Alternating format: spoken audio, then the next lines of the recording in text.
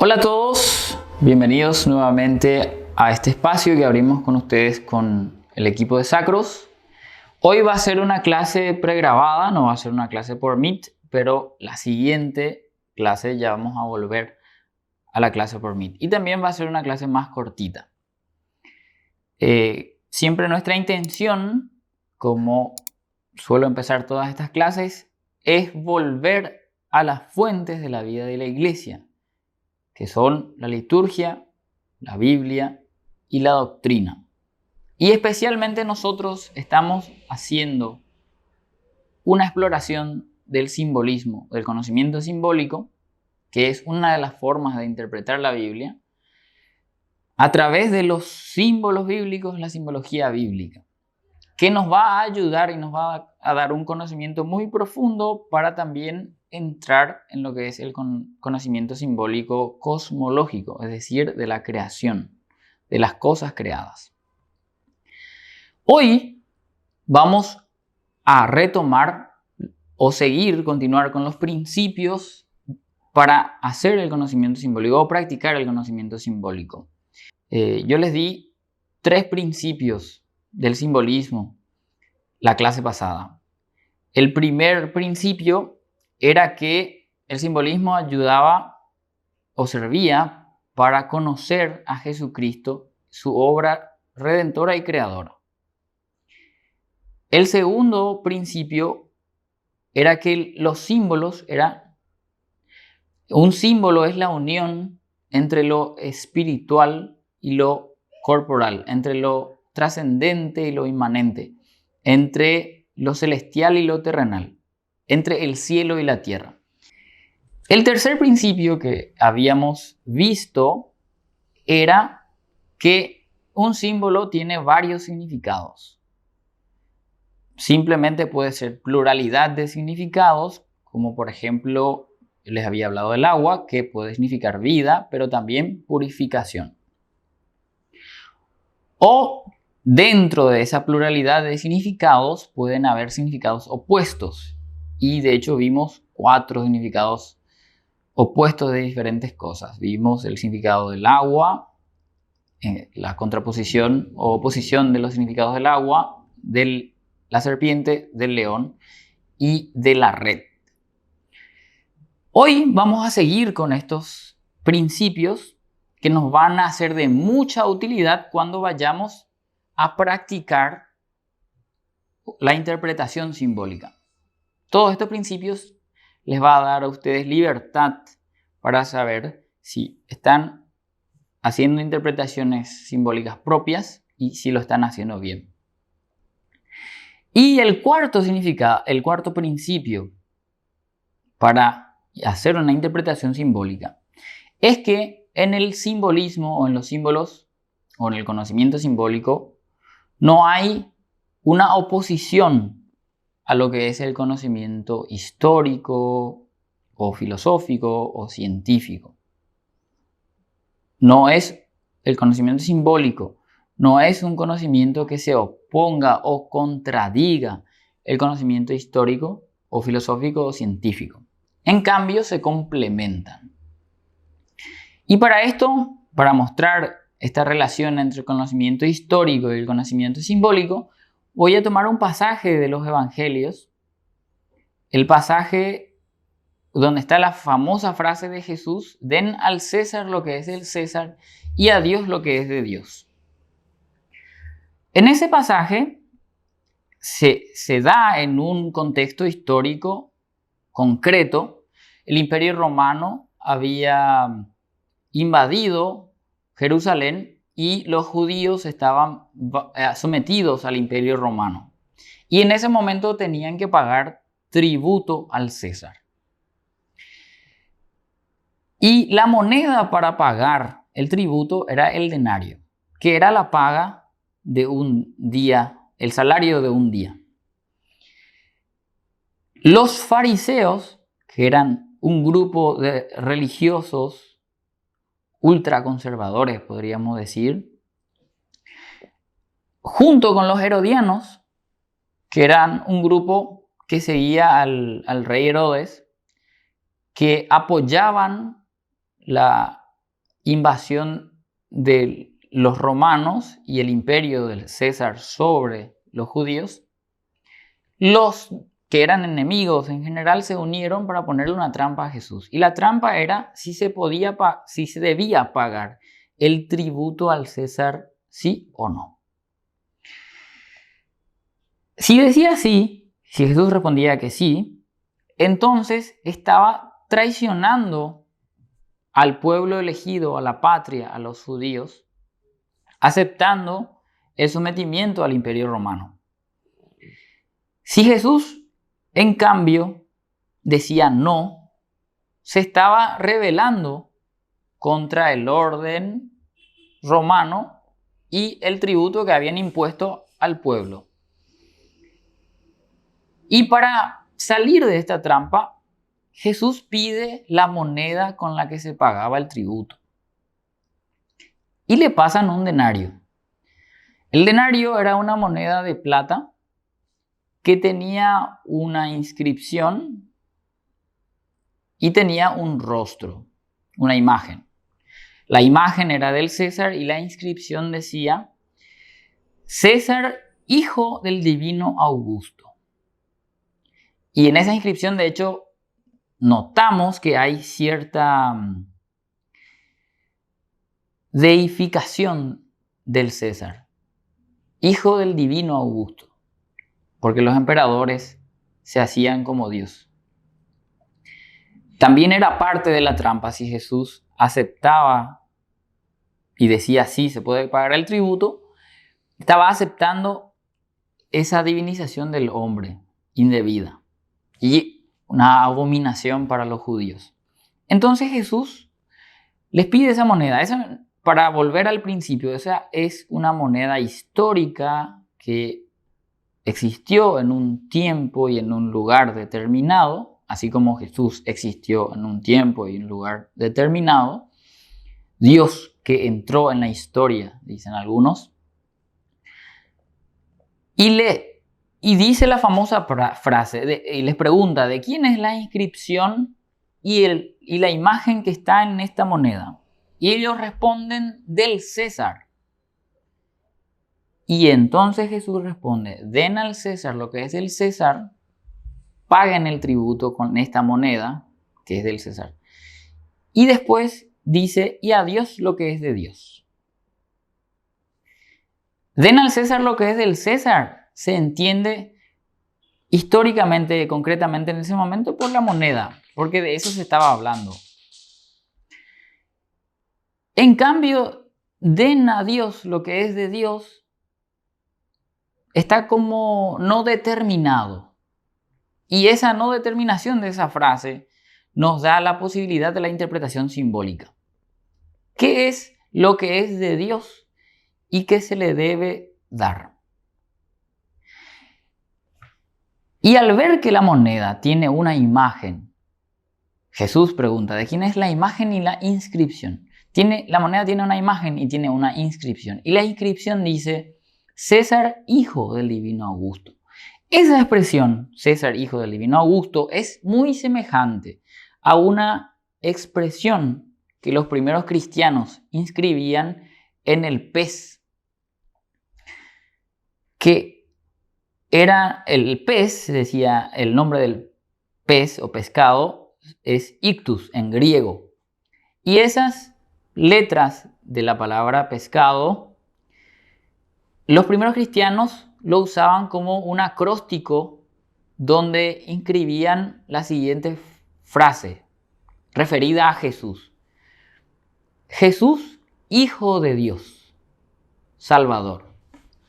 Y noten la semejanza entre la inscripción de la moneda y esta inscripción que hacían los primeros cristianos en el pez. César, hijo del divino Augusto. Jesús, hijo de Dios.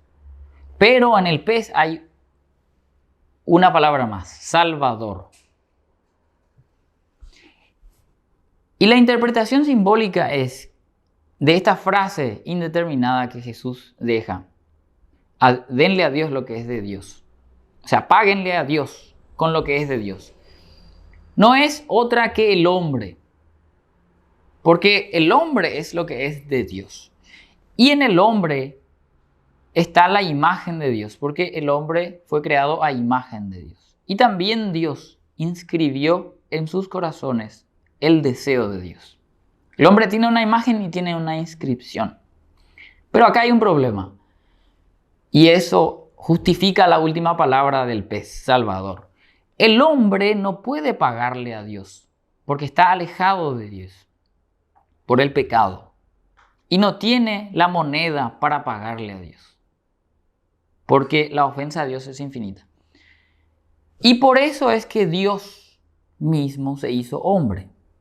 Y en este momento histórico concreto les está hablando. Es Jesucristo, Dios hecho hombre. Y Jesucristo es la moneda que va a pagar esa deuda. Por eso la última palabra se dice que del pez es Salvador. Porque Él es el que va a salvar. Él es el que va a pagar la deuda con Dios. Y lo va a pagar en la cruz. Entonces, en una interpretación histórica, vemos la moneda concreta del material de plata, la inscripción, la imagen, todos son hechos históricos. Y cómo Dios, a partir de ese hecho histórico, concreto, lo usa para aplicarlo a un conocimiento simbólico muy profundo que nos explicaba la obra redentora de Dios. Primer principio del conocimiento simbólico.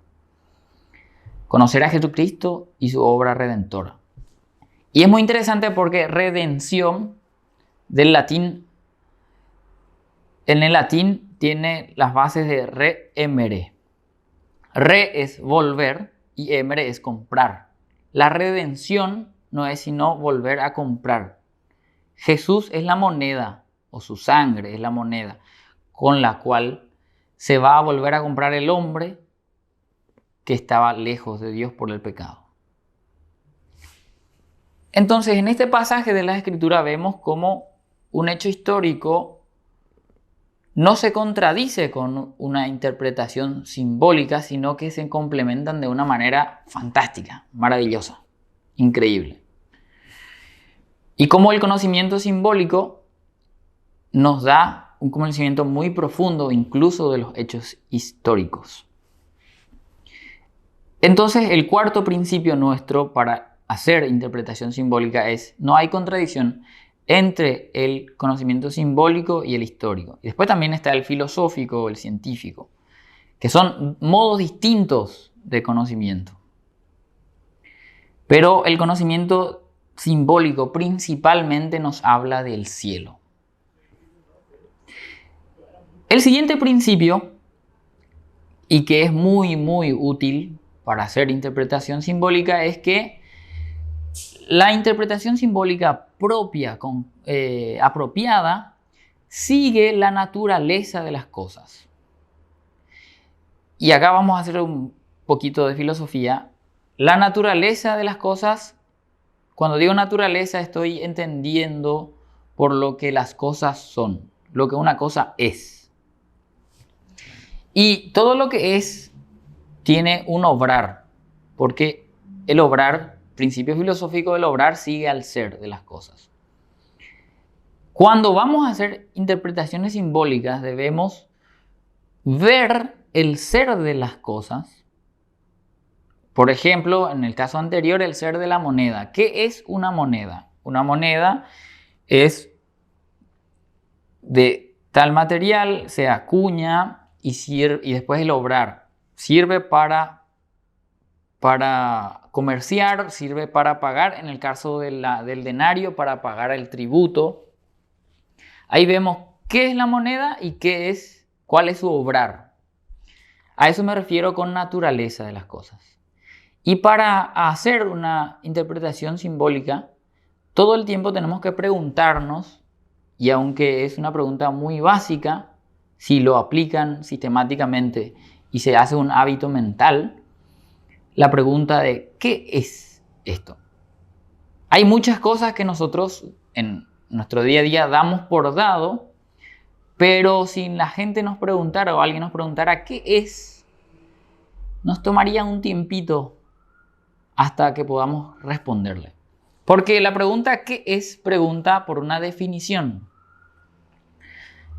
Y hacer definiciones y hacer buenas definiciones es muy difícil. ¿Qué es? ¿Qué es una puerta? Nos tomaría un tiempito pensar. Sabemos señalar una puerta. Sabemos cómo es una puerta y pasamos por puertas todo el tiempo. Pero para definir una puerta debemos hacer un ejercicio de pensar en la naturaleza de las cosas, de la puerta y su obrar, para qué se usa. Y ahí podemos definirlo. Entonces ese es el quinto principio del simbolismo. El sexto principio es que el simbolismo, en la clasificación que yo les di en la primera clase, la primera clasificación, la primera clase de simbolismo, habíamos visto que era el convencional, que les había dicho que fue establecido por el hombre, convencional, e incluso algunas veces podemos decir arbitrario. En la segunda clasificación era el simbolismo esencial. Y cuando digo naturaleza o qué es una cosa, también de acuerdo a la distinción, hay distinciones precisas, pero no nos vamos a meter en diferencia entre esencia y naturaleza. Pero es lo mismo. Cuando decimos esencial, estamos diciendo lo que una cosa es. El simbolismo esencial entonces sigue la naturaleza de las cosas.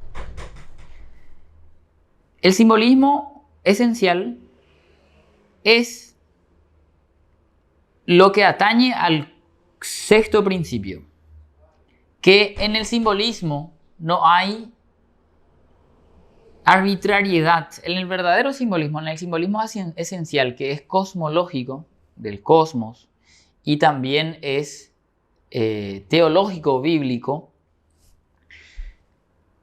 los significados de los símbolos de las cosas fueron establecidos por Dios. Entonces, no es una arbitrariedad del hombre. Eso es el simbolismo convencional, que incluso puede ser artificial, establecido por el hombre. Yo quiero que signifique esto y bueno, significa esto. Pero ese es el simbolismo menos valioso, porque al ser arbitrario, no tiene la coherencia completa y la unión que tienen los simbolismos teológicos o bíblicos y los simbolismos cosmológicos. Entonces, el sexto principio es que el simbolismo teológico, bíblico y el simbolismo cosmológico es una institución divina. Fue establecido por Dios. Y ese es el simbolismo más valioso, porque nos habla de la naturaleza de las cosas y todas sus conexiones entre sí y de las cosas con el cielo, y de los simbolismos bíblicos y teológicos en él, y todas sus conexiones entre sí, y cómo esos símbolos nos hablan del cielo. Ese es el simbolismo más valioso. Y ese es el sexto principio. No hay arbitrariedad en este simbolismo teológico, en el simbolismo esencial, que puede ser teológico o cosmológico. Y finalmente, un principio muy valioso, que muchos de los que hacen simbolismo lo intuyen, pero no terminan de practicarlo, que es cuando se hace simbolismo hay que buscar un todo. Siempre hay que buscar un todo relacionado. Y les voy a dar ejemplos para que puedan entender. Un icono, nosotros vimos, yo les dejé dos grandes adivinanzas, una más grande y una más pequeña. El icono del Pantocrátor. Todo lo que está en ese icono significa algo, pero en relación con los otros símbolos que están en ese icono. Y hay una coherencia total, hay una totalidad. Ningún elemento está ahí por accidente o por simple estética o porque le gustó al iconógrafo, sino que expresan una verdad en relación y coherencia a los demás símbolos. Y para hacer una interpretación simbólica, o mejor, para crear una obra simbólica, hay que buscar esa coherencia total, la coherencia del todo. Y no simplemente interpretar un símbolo y su significado aislado de los demás símbolos y sus significados. No son conexiones, no son relaciones que no tienen conexión, relaciones inconexas, sino que hay una relación del todo. Y les voy a dar un ejemplo. Otro ejemplo. El icono es un ejemplo. El del Pantocrátor, bueno, espero que estén meditando, como hacía la Virgen María, meditando en su corazón, porque el icono del Pantocrátor es mucha palabra de Dios para poder descubrir los significados profundos que encierra.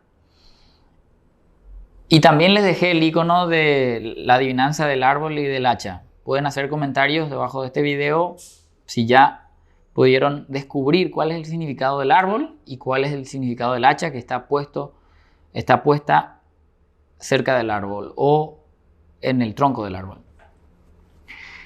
Después, la Biblia también es un gran todo que tiene una coherencia desde el principio hasta el final.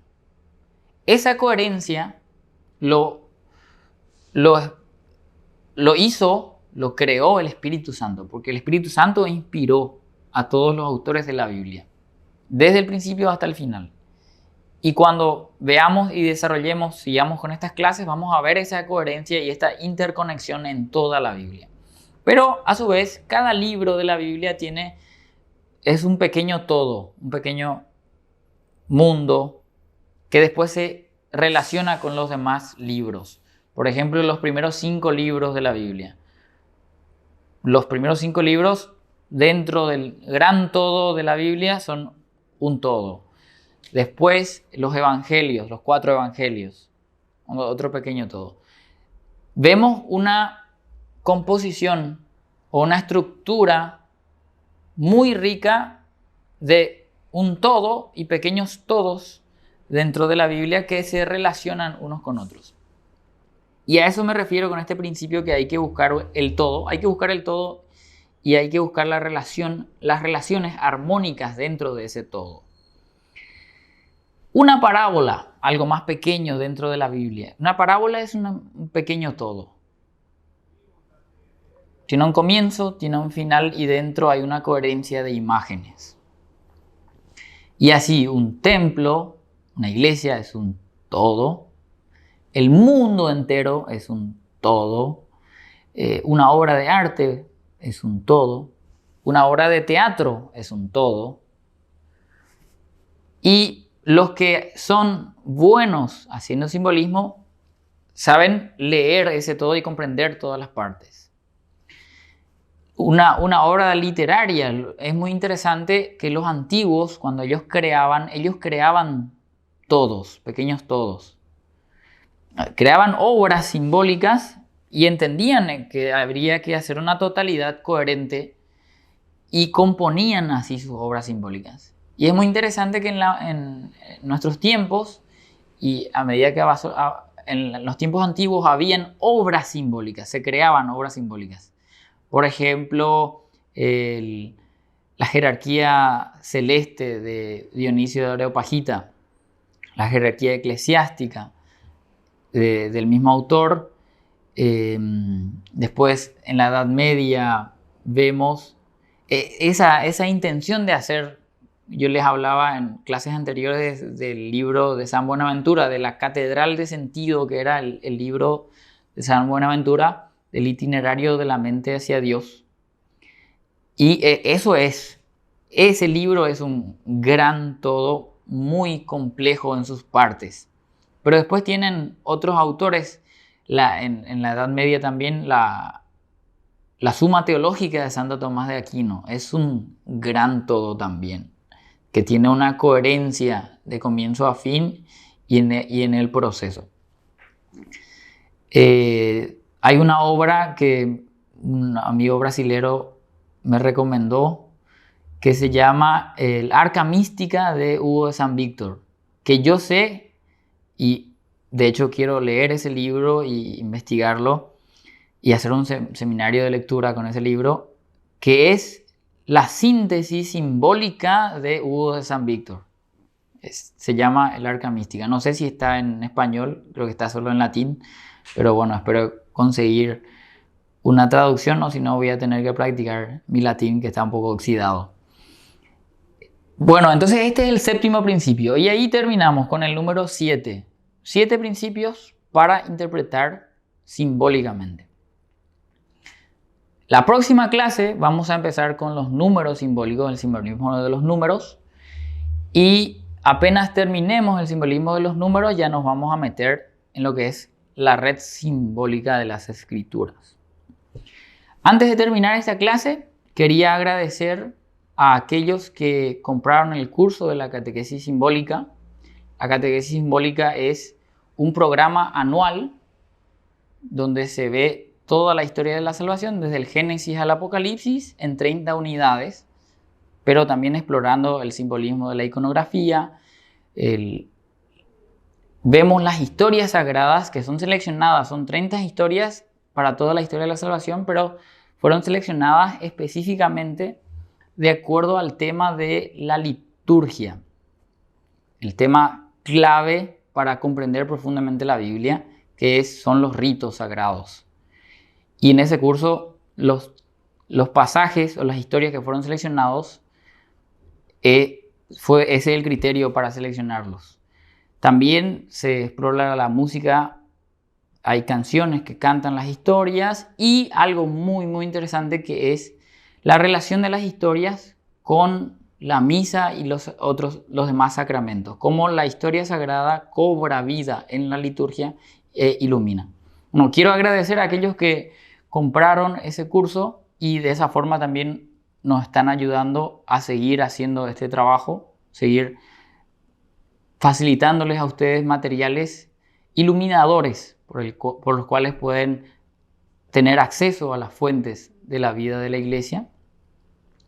Y también quiero recordarles, si quieren, está terminando ahora una promoción donde el curso de la catequesis simbólica está adquiriendo el curso, también llevan el curso de Roberto Helguera sobre educación clásica, introducción a la educación clásica en homeschooling.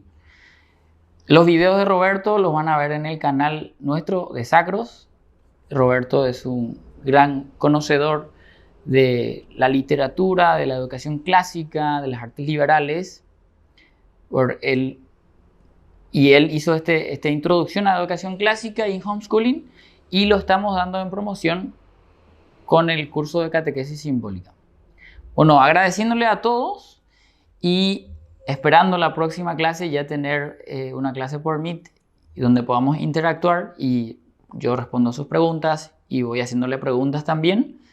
Me despido de ustedes con la alegría de estar dictando estas clases y compartiendo con ustedes algo que a mí me parece que es un tesoro. Un tesoro que un hombre encontró en un campo y vendió todo lo que tenía para conseguirlo. Muchas gracias. Nos vemos la próxima clase.